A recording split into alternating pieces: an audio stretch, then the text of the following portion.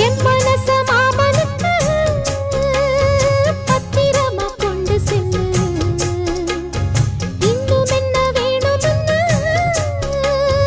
உத்தரவு போட சொல்லு.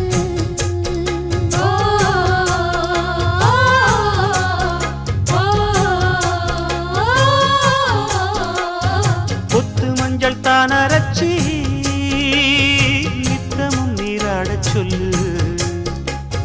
மீனாட்சி குங்குமத்த நெத்தியில சூடச் சொல்லு.